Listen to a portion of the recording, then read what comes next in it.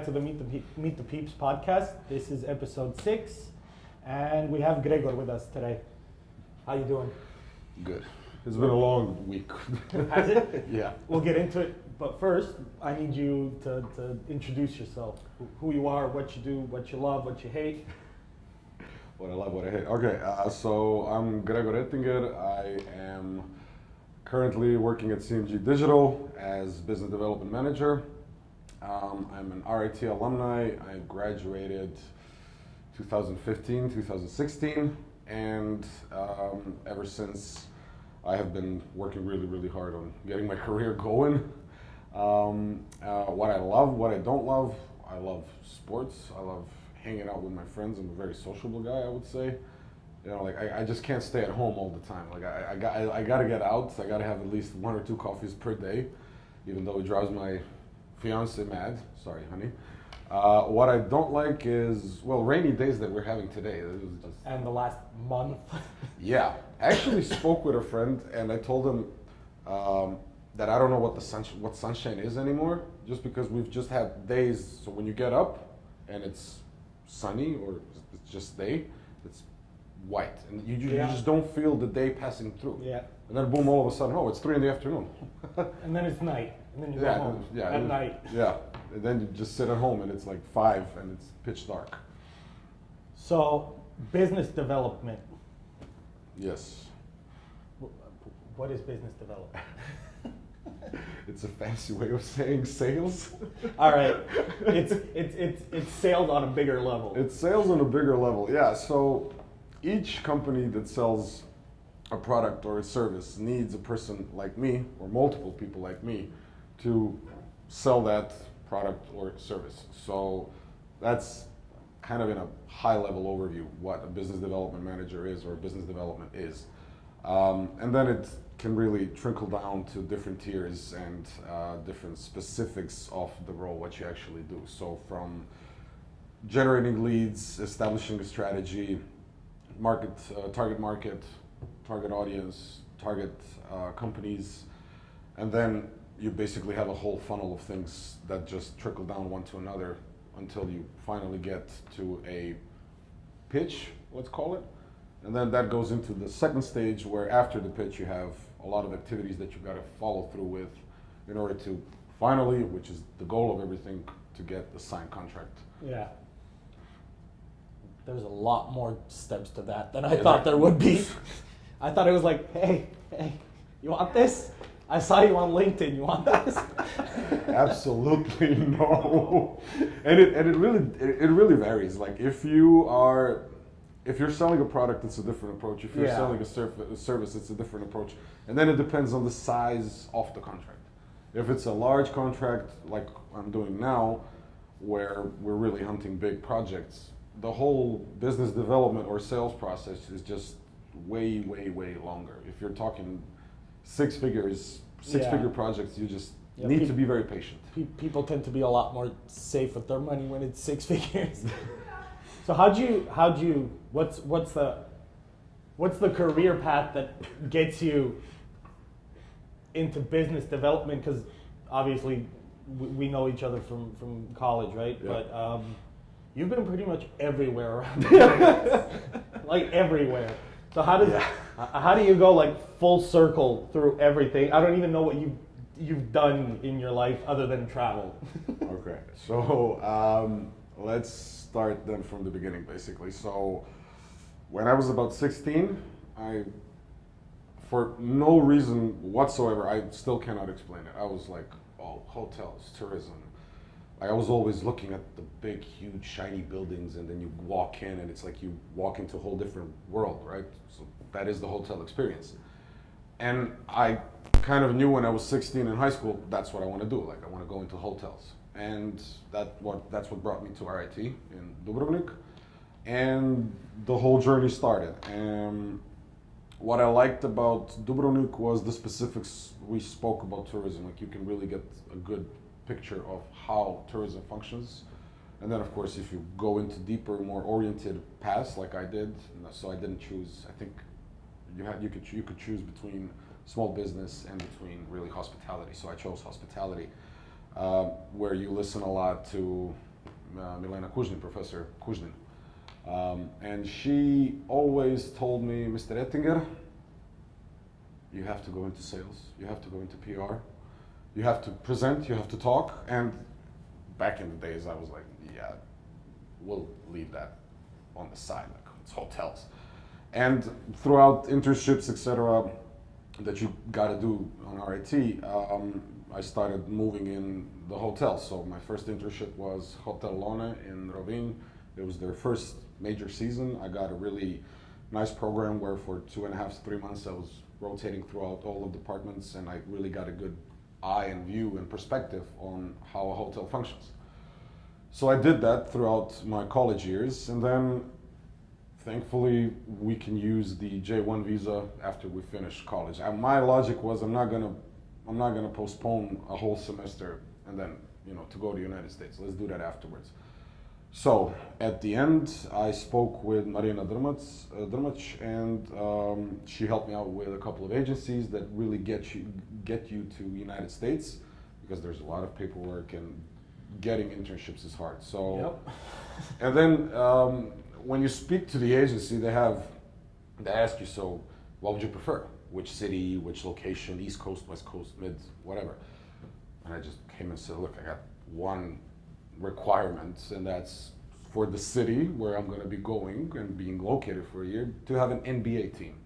That was the only. All right. I understand that sentiment. Yeah, that was the only requirement.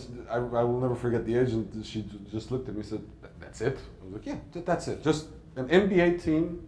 That's it." So that's what got me to Milwaukee. And then everybody asks me, why Milwaukee? Milwaukee was kind of option B. We have to put it here. Yeah. Fear the deer, as they would say. But yeah, basically, Milwaukee was a good opportunity because it was a Hilton hotel, so a good brand name to put it on the CV. It was a 4-diamond hotel, 730 rooms, right downtown, huge, big building. So I went all excited, and then after 1 year of working there as a front desk management trainee, after about 3 months, I think, it kind of hit me, and I said, okay, I don't want to be doing this. Like, it didn't tickle my imagination. People can say I was a little bit impatient maybe, but what I didn't like about it was I couldn't use my brain. It wasn't problem solving, it wasn't solution selling, it wasn't nothing. It was just standing there and just checking people in.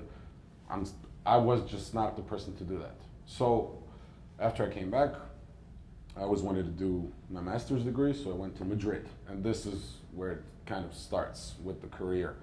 After Madrid, I get an opportunity to go to Barcelona, and I did a 6-month internship at a boutique consulting company called THR.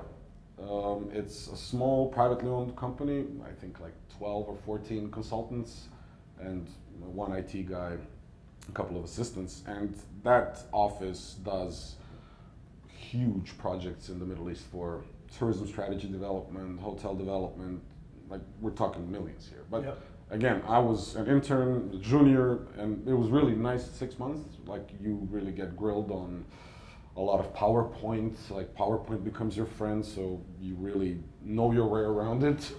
Excel as well, and you're doing live projects. And again, it was something I liked. So I had corporate experience, I had operational experience in hospitality and hotels. And then after those 6 months, I said to myself, okay, startups, that's a new thing.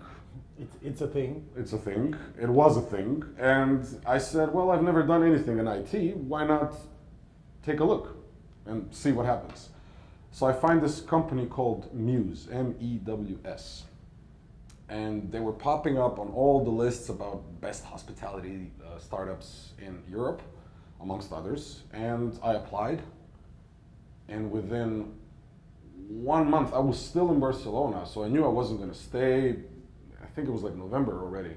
And my parents were like, well, you'll be home, take your time, you'll find something. And I found this, and within a month, I called my parents and I'm like, so I'm moving to Prague in January, by the way, 2 weeks after Christmas.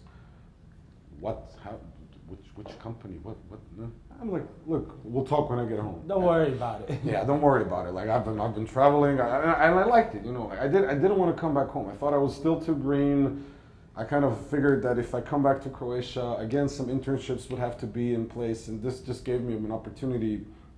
I like working with multinational, multicultural people, so I moved to Prague, and this is where I fell in love with IT, with digital. So me not knowing how to program, how to code, nothing, like pure noob. What I loved about it, and what I explain to everybody when people ask me, how did you make a switch? It was hotel related, but what got me in the first 6 months in Prague was how IT is changing old ways of doing business, how you're modernizing approaches, how you're automating approaches. I mean, Muse was the single most best automated company that I've ever worked for. Everything was automated, and a lot of little softwares that could help you out, and what they were doing with their product for the hotels where I did work, so I knew the processes, was just amazing. And I was like, wow, this is interesting, this is fun. And they kind of molded me and channeled me towards sales management. It was either that or accounts. Accounts were not that exciting for me, and they kind of pushed me towards sales. What was amazing about Muse is that you get a whole 2-3 weeks in different departments that you choose. So you can pick up any department that you want. You can go into integrations, you can go into sales, you can go into Q&A, whatever you would like. I just chose sales and account management because I knew that that's my area that I want to focus my career in. So they gave me a full 3 weeks in London in the head sales office, all expenses paid, accommodation, so that I can learn and see if that's it. And since I speak fluently German, they introduced me to the new MD for the DACH market, so Germany, Austria, and Switzerland. We hit it off, we had an interview, I got offered a job, and I moved to Munich. Of course, as one does. As one does, yeah. So that, again, moving after about 7-8 months in Prague. So I go to Munich, downtown. We were 2 minutes away from Marienplatz, like straight downtown. It's a gorgeous city. I've been only once when I was in high school as a tourist, and brand new office. The meeting rooms were not even finished when I got there, and it was amazing to be a part of a team of, at the beginning, 10, later on 16. We opened up the whole new market. We had 2 hotels in the whole DACH region, so it was open hunting fields, and it was amazing. I loved it. It was pure, rigorous sales. There were no tools that were helping us out, so you really had to dig in order to get to somebody. And then Corona came, and unfortunately, and I completely understood the decision, Muse had to scale down. It grew immensely. So when I joined, it was 100 people. I was the one intake that broke the 100 people, so it was about 15 of us. And then it grew in a year and a half that I was there, it grew to 530. Yeah. Like the second company outing was huge. So because of the exponential growth, Corona hit, tourism industry really got hurt. They scaled down for, I think, from 530 to like 200, 250 people. Yeah. It was sad, people cried, I cried, because, you know, I liked working with the guys. But on one hand, I was like, okay, I have a girlfriend that's in Croatia, a long distance relationship was working, don't get me wrong. But, yeah, but it's stressful. Yeah, so that Corona basically brought me back. And then I decided to just stay in sales in IT, and that's what brought me to CMG, where I work now. And it's been an amazing journey. And that is a journey. So it feels wild to me that someone has. I mean, I'm the person that isn't outgoing, doesn't like working with people. Basically, the polar opposite. Okay. Even though I'm in a position in my career where I work with people almost exclusively, but I could never imagine myself like flying around the world for work. I'd find that so stressful. It can be. Like for the past 2 months, no, actually, last month, we flew twice to London. And people will say, wow, you're going to London. Yes, but when you're in London, you're meeting hopping, let's call it like that. So from one meeting to another, it's a hassle and you're dead in the end. People think you travel, then you go to the hotel and you have a beer and you drink and then no, you go back to the hotel, maybe you have one beer and then you just pass out on the bed because you're exhausted. Like there's a lot of commuting, etc. We're not used to it being in Zagreb, but yeah, we definitely take it for granted. I remember a client of ours showed up because we work with a lot of pretty much exclusively on the U.S. market. A client of ours showed up in Croatia, sort of like meet the team and whatever. And we were talking over lunch, and I tell him, oh yeah, I have, like, my grandma has a house at the seaside.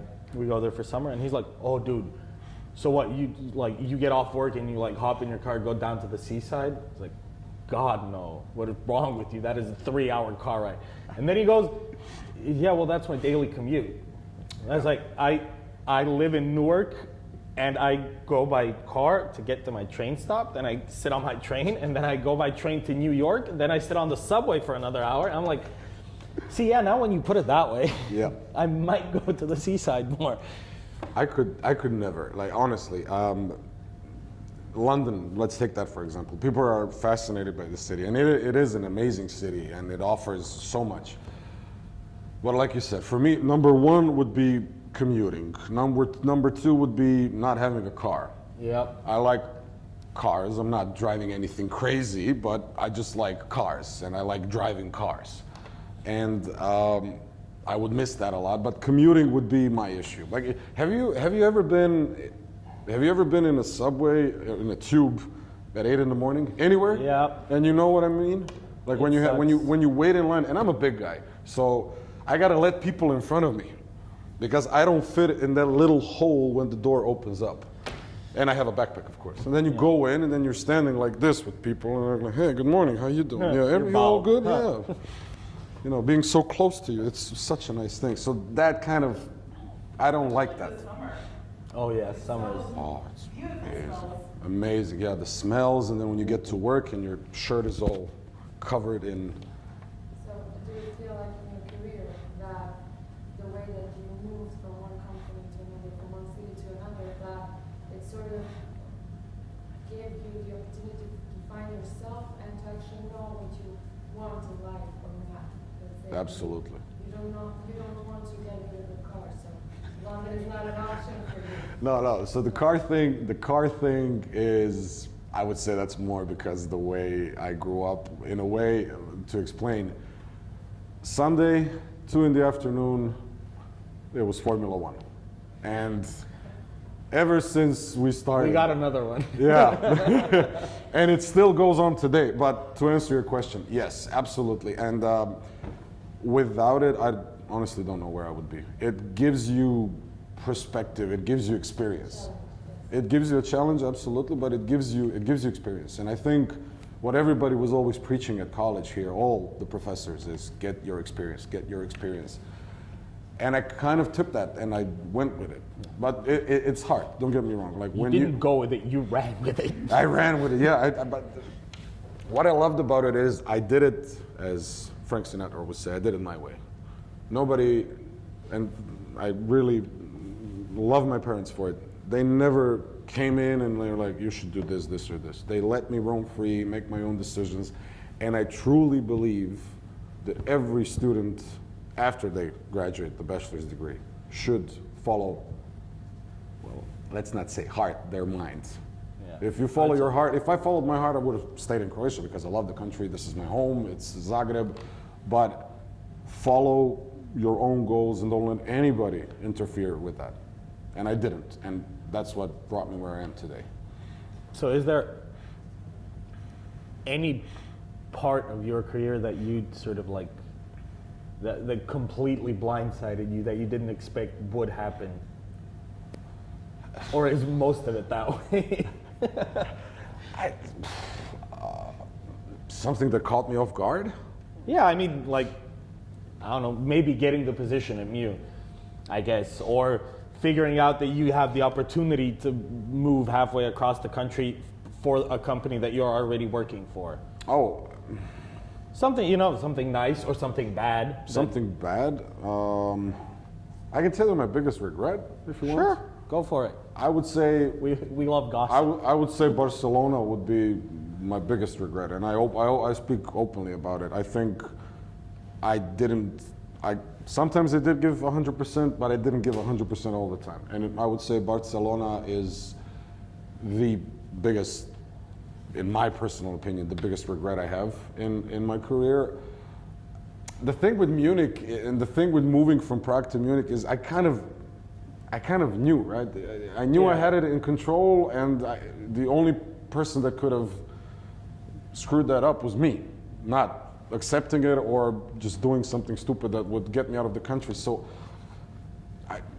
I wouldn't say that I had a moment in my career where I was like, oh, that happened. I really worked strategically towards... You figured it out, yeah. Yeah, and what they taught me in Barcelona, and I preach that to everybody, think strategically. My mentor and a really good friend, we know each other from Rovin our whole lives, and that guy is right now in Dubai working for Price as probably one of the biggest minds of hospitality development in the world. He always told me, Gregor, think strategically. You gotta think strategically. And it's like the single most important line I have in my head. Even when I screw something up, it's like, you didn't think strategically. Yeah. So what would you say is your favorite country? Like that you can say Croatia? Spain. Spain? Yeah. Spain. Madrid was, I'm biased towards Madrid, but okay, I was a student in Madrid, and everybody keeps telling me, oh, you were a student in Madrid. Yes. Yes. But that city... And? Yes, Your but... yes, but that city is amazing. I mean, for such a huge city, you can move around it so easily. It feels, I remember obviously I just spent a week there, but it feels like Zagreb. Yeah. It feels like a small town where you probably know everyone within the month, and you know exactly what bus to sit on. Yep. Without ever actually having seen where the bus goes. Yeah, and everybody is open, everybody is welcoming. Yep. And I loved the rhythm in Spain, don't get me wrong, I did. Barca was different. Barca, everybody keeps asking you, so which city is better, Barcelona or Madrid? No, it's completely different. Completely different. You have one culture, you have another culture, architecture, way of life, speed of life, actually. Yeah, Barcelona, I hear, is a lot faster than Madrid. Barcelona is crowded, but so let's just get one thing clear. What people consider Barcelona, so La Rambla and then Plaza Catalunya and all of that, I actually lived 100 meters away from La Rambla. And everybody's like, oh, you live downtown. Yeah, that's not good. You don't want to live downtown in Barcelona. So I was actually walking in a suit and tie 6 months with tourists all over you and around me in the tube. And it's a much more faster pace. The only thing that kept me from staying in Madrid was really an opportunity to work. I did learn a little bit of Spanish. I can understand it, but they really, and I don't blame them, require you to know mid to high level Spanish to be able to work there. But if I was ever given an opportunity to go back, I would take it because it's just an amazing city. So, what's the plan? You mentioned you have a fiance, so is the plan to settle down here? Oh yeah, that's not. Or are we moving somewhere? No, we did have a discussion when it was Corona, so I kind of felt a little bit on anchor. Yeah. And we spoke a lot, and I was really lobbying for us to maybe try somewhere outside because I really didn't find anything in Croatia that was really interesting to me. But she has a really good career here, and she bought an apartment, and I kind of went with the flow. But now the situation is just tip top. I don't see, unless something either for her or for me comes in that's like, okay, that's life changing, we have to, then yes. But for now, I'm not even no. Do you think that Croatia would ever be sort of what Madrid is to you, sort of like the digital nomad destination. I'm gonna go to Croatia, I'm gonna go to Hvar and like be a digital nomad from Hvar, because I'll tell you one thing. I actually spoke with my colleagues about this recently. Croatia can be an amazing digital country, amazing digital nomad country. I think we have a huge potential. So we are mostly touristic country, let's not kid ourselves. But we should definitely think about becoming a startup hub. For example, what Bornfight is doing now with their way of pushing ideas and startups, they're becoming a startup hub more than a digital agency that they were. More of that, please, I would say. Yeah.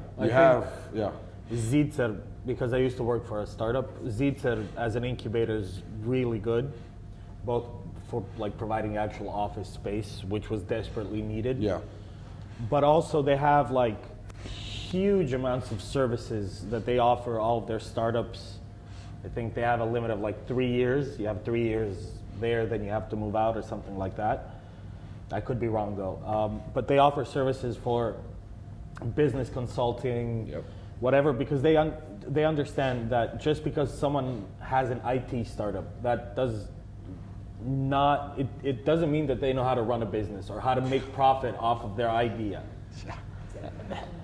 No, I think... And more than one project has crashed and burned because of that. And that's completely normal. I think that you wouldn't believe in startups, in Muse, for example, how many ideas we had.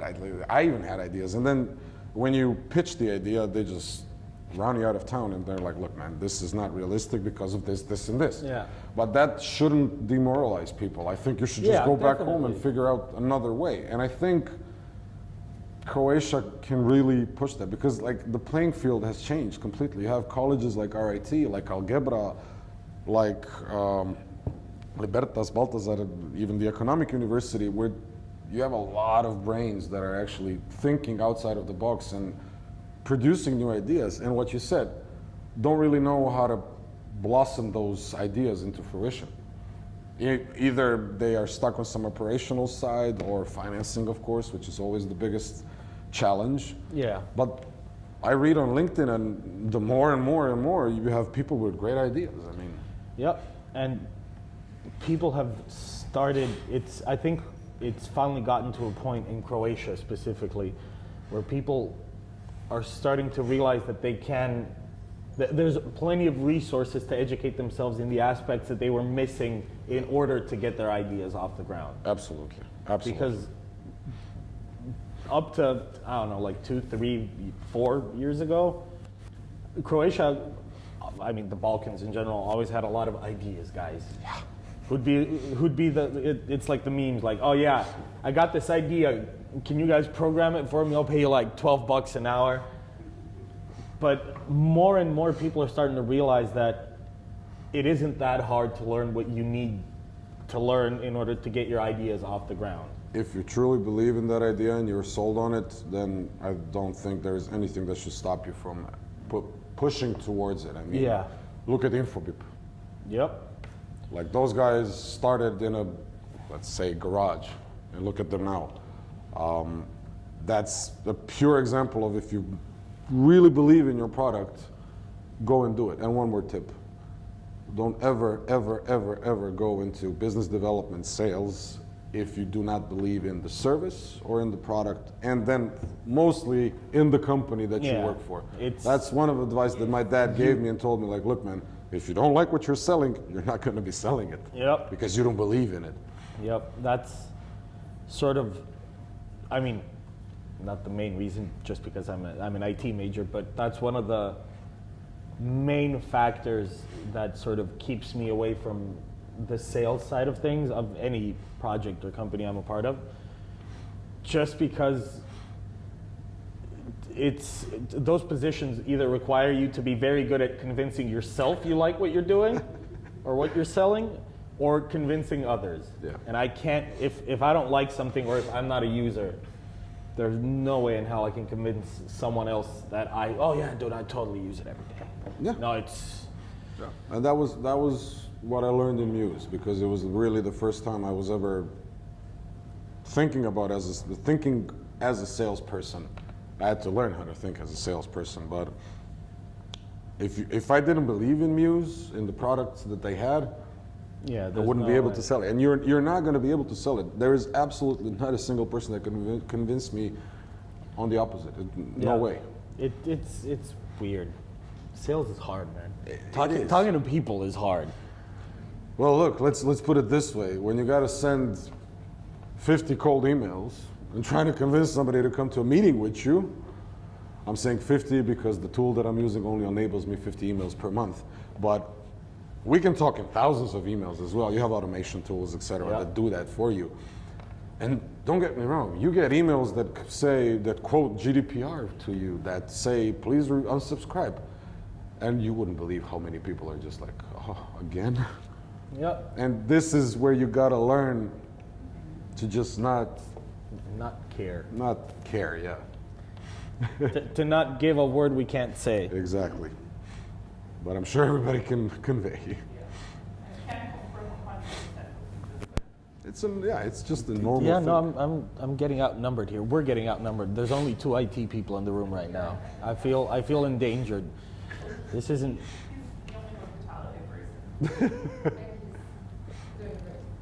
Yeah, and he's doing better than us. I mean, I quit. I mean, that's it. What's the point? He does hospitality. He gets a business development job. Well, I do IT, and that, in the IT industry, I do IT, and now I'm a project manager. Oh, those guys have patience. There was one point in my career where I was considering moving to project management. Dude, project management's fun. It is. And the responsibility of you guys, because you have, on one side, you have me, BDM/account, pushing and breathing down your neck. Is it done? Is it done? And on the other side, you have the specialists saying, look, man, I can't do it in the estimated time. It's not possible because this, and this. So you're kind of between 2 furnaces. Which is why it's fun. That's actually like, after it wasn't even my co-op, my first like intern job in IT Yep. was in a digital agency where certain key accounts didn't really understand how IT works, Yeah. and promised things like new features within 2 weeks for a major client Nice. without discussing anything with the IT department at all. And stuff like that kept happening. And it did cause a shift in me from wanting to just be a developer to being that person who understands both sides of the story, where I understand that deadlines are there for a reason, the client wants their stuff, but also to manage the expectations properly. Because if you don't understand the IT part of it, even remotely, especially if you don't talk to your team, there's no way you're getting that stuff right. And it's still a major issue. A lot of companies, especially digital agencies, struggle with, where they overpromise they overpromise and underdeliver, but they don't really underdeliver. They just deliver what they physically could in the amount of time they offered. But what's important is you're spot on. Manage expectations. Even if I never overpromised, because I'm personally scared that it's going to come and bite me. Yeah, same. And you always got to protect the company you work for. The minute you stop protecting it, think about moving somewhere else. But I don't like people that do that. I had colleagues in the past that would oversell, and then developers would just go crazy because because you burn out your developers. we can't develop an automatic checkout within the next 2 months. It's impossible. I mean, you could if you pretty much worked overtime for full overtime hours for the next 2 months. Yeah, probably, but that was the thing, and you just have to manage expectations. But there's one thing that every client will appreciate: just be honest. Yeah. Never. But you never, like, I understand some people's, like, they think it's good to lie, like a white lie. Oh, everything's going according to plan. There's no hiccups. Even if the project's going well, like, as Yep. as good as it can, there's always hiccups.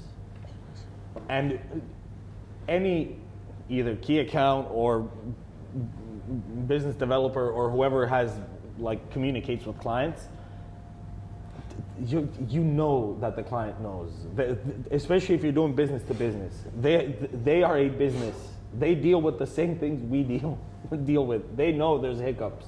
There's no point in trying to smooth it over. I'll give you an example. I got recently offered, well, it wasn't offered. It was a discussion where a person was trying to get me to think about maybe moving. And the thing I said to that person is, look, the product that you're selling, I wouldn't have any problem selling it. The problem that I have with it is that I would sell it, and then when it had to be delivered, you wouldn't be able to deliver it. Yep. We're not going to be talking which company it is or anything, but and the guy that was sitting across from me, and he said, yeah, I understand you. Because I don't want the client, and we're talking exclusive products, Yeah. exclusive product, so big clients, big money. I don't want the client to think, oh, Greg, because he sold me something and he didn't deliver it. Because the client is not going to see the production guys. Yeah, he doesn't. He's going to know which- me. Oh, Yeah. he's going to call me. You're the person. Yep. You're the front line, basically. That's what it's like for PMs as well, depending on Yes. obviously the company structure. But business developers, accounts, and PMs need to work. Yeah, that definitely. That's. And I love my PMs, I have to say. Dude, I love my business devs. I mean, my business dev singular because it's a smaller company. Dude knows his work, and he's the type of guy he's happier to turn down a deal that seems shaky rather than accept it for more money. Absolutely.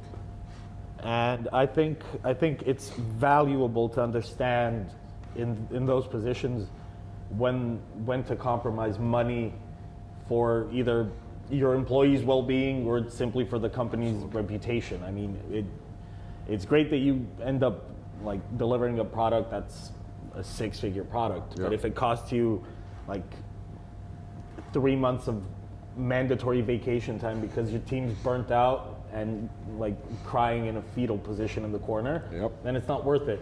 Yeah, absolutely. And many times business developers will sell just because of the bonuses they get. And because of probably some life decisions they made before getting those bonuses. So they're like, oh, I got this and this bill coming in the next quarter, and I got to hit my KPIs so that I can get the bonus so that I can cover that. And that's at least me, I never go beyond my capabilities and possibilities that I have. So I don't Yeah. want to, because again, you put yourself in a bad position, You put your everything in company, an awesome yeah, it's position. just the domino effect in a way. Yeah, people are weird, man. People are weird. Man, Our couch, by the way, the couch is also mic'd up, right? The couch is kind of done with us. They're done with me. This is like the 6th hour watching my face. Do you want to be the host? You want to take over? I promise you can deliver this. It's not that hard to deliver. Well, it's actually fun. I could talk like this for hours, man. Keep going, keep going. You're doing a good job. Don't worry about it. What do you think is the first step to sort of forcing yourself out of the country to go work somewhere else? Do you think about the job first, or do you think about where you're gonna stay first?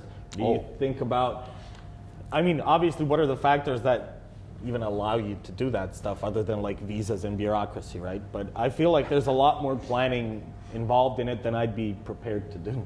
Well, first is, of course, the company that you want to go work with, or the companies that are on your target.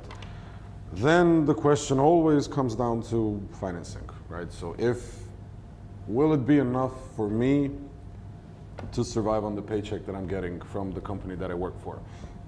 And after that, after you confirm, yes, that's going to be enough, and then you start looking at apartments, which for me was the most fun thing to do.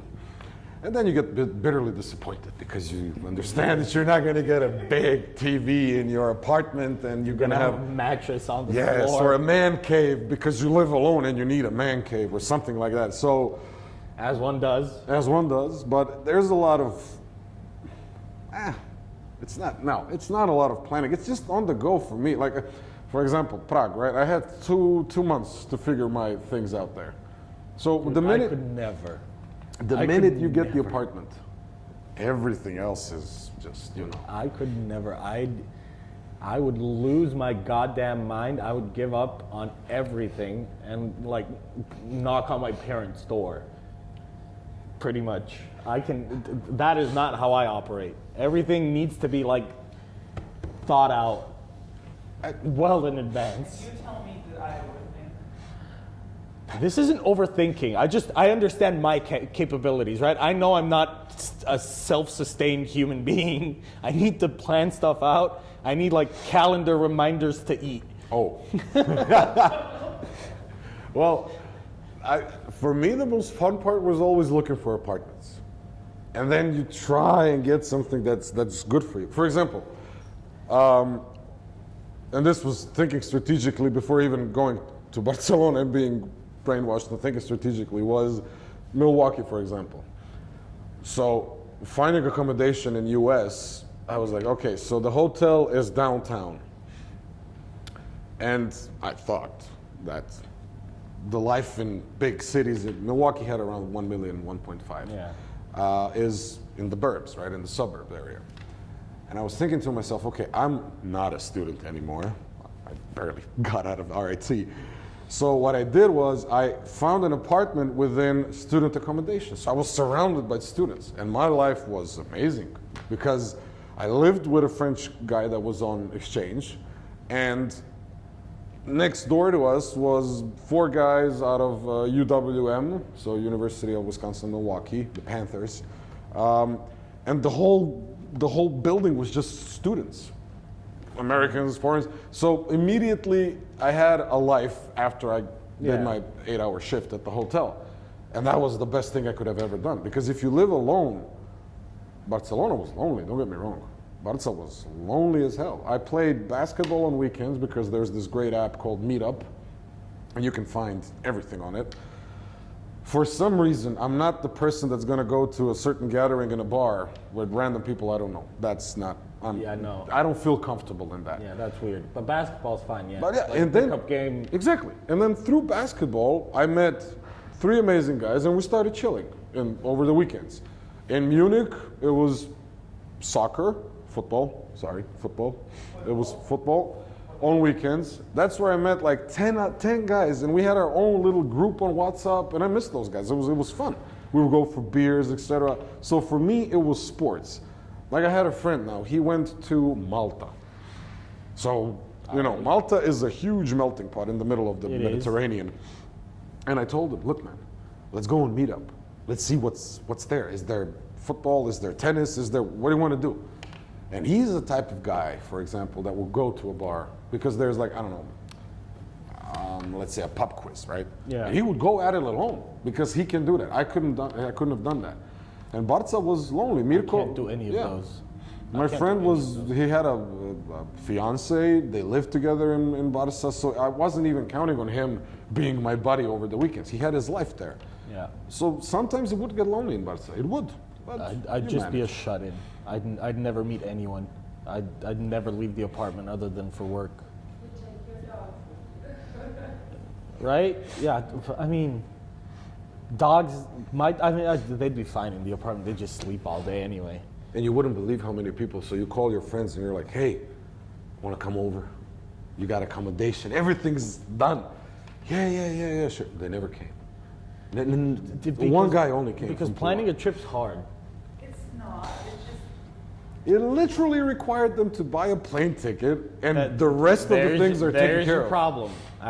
It's not even buying the plane ticket. It's me knowing I have to get to the airport, then sitting on a plane, and getting out of the airport, and then commuting to wherever I'm sleeping. I, not even that. It's just getting the same weekend as your boat free. that's London to me. So when you land in London and you're like, oh great, now I got 25,000 stops to Dude, reach my hotel. Just kill me now. Please. I worked in a company recently that had an office in Oxford, and we used to visit. So you land in Heathrow, and then you have an hour and a half bus to your hotel, and then you have 30 minutes walking to get to the office. And then I get to the office, and I realize they have 2 beds in the office and like 2 rooms. I'm like, so why am I over there? Oh, these are for guests. And I am.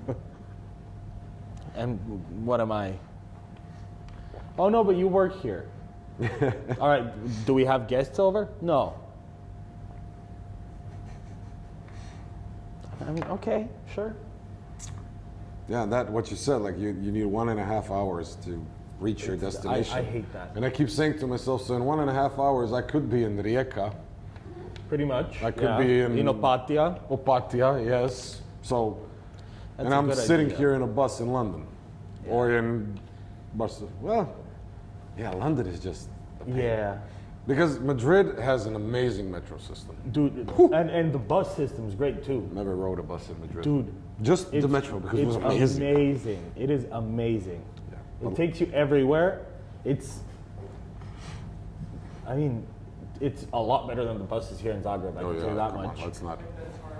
Like yeah, I like that. Well, you side. just, Yeah. hey, it could be the rail system in Hungary, where you buy a train ticket and then take a bus because the tracks are out. You mean like when you want to fly to Dubrovnik, but it's wet and you land split Oh. the bus?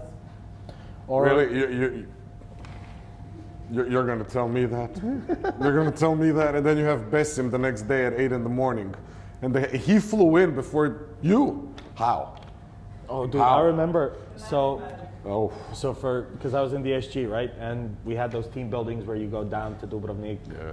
So my first ever team building went down to Dubrovnik by bus, and I was all right. I was prepared for that journey down, right? 7.5, 8 hours. What is it? Fine, it's cool. We do the team building. Everything's great. We need to leave. We get to the bus station at 8 Yep. p.m. Perfect. We get to sleep through the night. Go straight to classes in the morning because everyone loves that. Yeah, it's magic. Turns out the agency booked our bus wrong, and the last bus to Zagreb left at 7:30. So they cobbled together a plan how to get us to Zagreb. We changed buses 12 or 13 times. Ouch. In like random villages in the middle of nowhere in Bosnia. Like the driver just wakes you up, you feel like a hostage. He wakes you up, throws your bag on you, like out.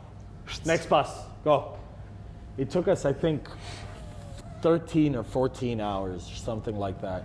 After that team building, I was like, you take the budget that we got for the bus ticket, you give it to someone else, and I will be buying my plane ticket.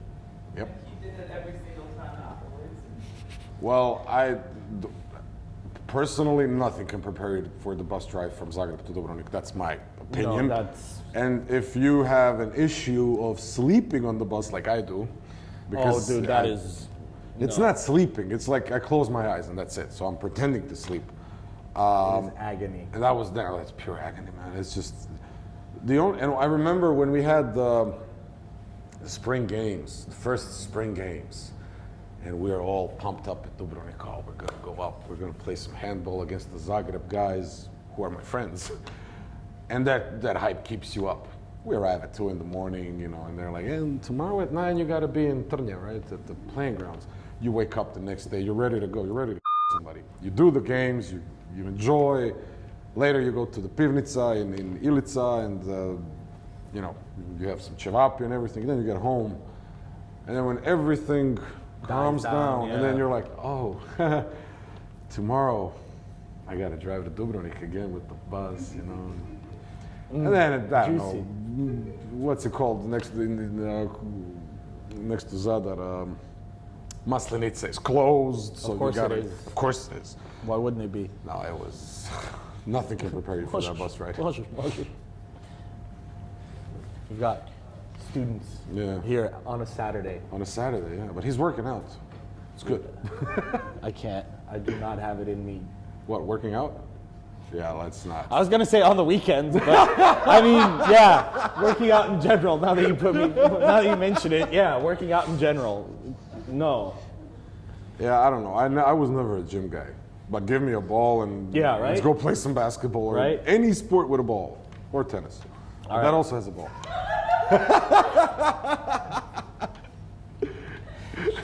I mean, look, I feel you. I feel you. Who are we rooting for? Do you watch the NFL at all? Yes, absolutely. I'm Any given Sunday. I'm down real bad right now because I'm a Raiders fan. I'm down real bad right now. Well, you're down for years now. I know. At least I'm not a Browns fan. With the Cleveland Browns. No, well, they got rid of Baker. Yeah. NFL, sure, yeah, Patriots, absolutely. Of course you would. Absolutely. Of course you would. Because, The Boy Scout. well, I gotta give you this. Celtics in NBA since 2002, 2003. So when they were down, I was loyal. And then 2008 came up and You're about to hear some controversial stuff. oh, really? Seriously, at this point in time, talking about that football, No, that's basketball. No. We were talking about that football. The Celtics are basketball, but We I'm were telling talking him- about that football as well. Yes. Yeah, but I'm telling him how I became a Patriots fan. And then in college, actually, my first year, they organized a couple of guys, I don't even know their names, they organized watching the Super Bowl in Yeah. the auditorium in Dubrovnik. And I'm like, yeah, sure, why not? And then I saw His Majesty, the GOAT, he did. Tom Brady, and it Yeah. was like, wow. First, he's gorgeous. Secondly, he plays amazing. So I understand Giselle. Well, they're getting divorced now, but okay. Her loss, if you ask Yeah, me. she's losing big times. And that's how I kind of got on the bandwagon. I'm not running away from it. And I stuck with it. But this year, oh, Dude, let's go Eagles, man. Eagles? All right. Why not? Young team, All right. fair really enough. young team. Dude. I don't like my homeboy. I mean, I respect him. He's a great quarterback. But Mahomeboy. my homeboy, Mahomes, for the viewers at home. Yeah, I mean, But the Raiders, yeah, you guys should have had a good season with Yeah, Derek no, Carr that and Devontae, but yeah. but It's, Devontae doesn't know how to catch a ball, apparently. oh no, Derek can't throw, and McDaniels is just a lousy head coach. That's my opinion. All right. We're going to have to move on because we have Sure. some either or questions. Oh, and we're let's going to lightning round them. Traveling by car or plane? Car. I could never. I mean, Can I give you a brief, just a brief example? So the friend that moved to Malta, first thing I Googled is, can you get to Malta by car? Yeah, you can. You can. You would you? because Because you it's can have a car. you It's a road drive trip. through Italy. Yeah, I mean, road trips are a different thing. But yeah, car. Seaside or mountains? Seaside. Yeah. I'm on the fence still. Seaside probably, but mountains are looking real nice. Be embarrassed or be afraid, Be embarrassed. right? Yeah. Protagonist or sidekick? Depends on the situation, but let's say protagonist. Yeah, let's go with protagonist. Start work late or leave work early? I'm on the other side where you leave work early, but just because I like. Having the rest of the day to do stuff. Yeah. So when I was in Milwaukee, you can choose between two shifts, right? So either you start at 6 and you end at 3, or you start at 2 and you end at 11. Yeah, no, I end at didn't- 3. I didn't mind that waking up at 5 and being at the hotel at 6, because from 3 onwards, It's mine. I'm it's cool. mine. See the future or change the past, See the future. right? See the future. Past is the past. leave Past it is the be. past. It already happened. What can you do? And the most controversial question we keep having: massive success by accident or modest success on purpose? Modest success on purpose. because you control it, you build it. I don't care. It's strategic thinking you have. True, It's- true. I mean, well, if- there's no wrong answer. I Obviously, know, right? I know. It's just a matter of preference. But if you wait, can you read it again? The first thing. Massive success by accident. If you have a massive success by accident, overnight, yes, you're successful, you're known. How many responsibilities and burdens are on your back? All right, In like, perfectly boom. acceptable. I'd still take it. I would rather build it and reach a certain point and be like, I'm happy here. I'd still take it definitely. I don't care. No, I respect your opinion. I'd crash and burn with that success if need be. Call me if you succeed. Call me. I'll help you out. I'll take some of the responsibilities off you. Don't worry about it. And 10%. Sure. All right, to close it out, do you have any life lesson that you've learned the hard way that you might want to impart to maybe save someone the trouble? Use at least an hour or two a day to learn something new. I know you probably heard that already, and I'm not the first one that's going to come out and say it, but what I really like is just use that 1 hour. If you can't afford more, you always can, but use 1 hour a day and explore something you like. It doesn't have to be business career related or career related. It can be, but just explore. Use your imagination a little bit, and don't sit on your behind and watch TV or something. You know, Yep. show some interest. You know, move around, move things around, make it And- interesting. And the last question, and I think I already know the answer, but what's the best piece of advice you've ever received? Think strategically. I wanted to ask it anyway, just to No, actually, repetition legitimizes. when I say think strategically, think about how you can scale. So think how you can grow or scale. That's what it means, think strategically. It doesn't mean you have to be 2 steps in front of the person or the company that you're competing against. Just think how you can scale. Yeah. Strategic scaling. Let's go like that. Just think like that. That works. That wise words. And I think we're gonna call it here.